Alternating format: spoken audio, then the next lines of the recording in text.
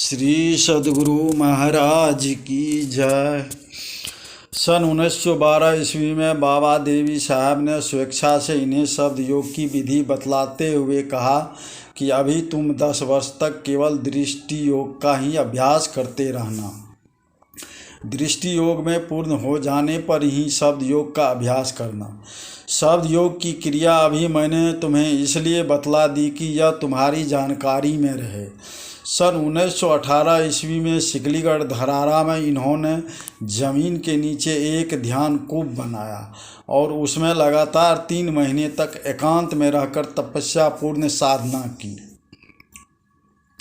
जिसमें इनका शरीर अत्यंत क्षीण हो गया। सन 1919 ईस्वी की 19 जनवरी को बाबा देवी साहब के परिनिवृत्त हो जाने के बाद इनके मन में इसी जीवन में मोक्ष प्राप्त कर लेने का प्रबल संवेग सतत उठता रहा।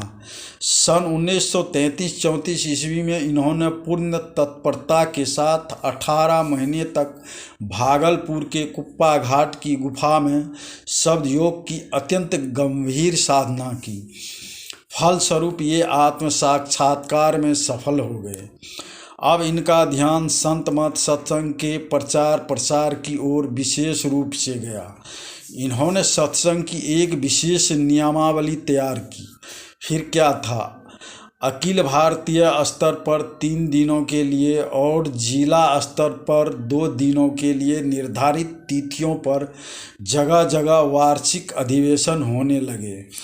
इनके अतिरिक्त प्रखंड स्तर पर 1 दिन के लिए मासिक सत्संग का आयोजन होने लगा।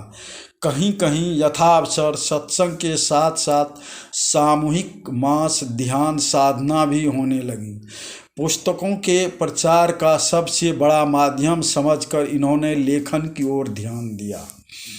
ये अपनी साहित्यिक रचना और प्रवचनों द्वारा यह सिद्ध करने लगे कि सभी संतों के विचार मूलतः एक है और संत मत वेद उपनिषद गीता आदि ग्रंथों के विचारों पर ही आधारित है।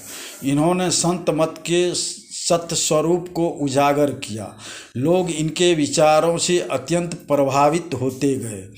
आज भारत के विभिन्न राज्यों तथा विदेशों, नेपाल, जापान, रूस, अमेरिका, स्वीडन आदि में फैले हुए इनके शिष्यों की संख्या अनगिनत है।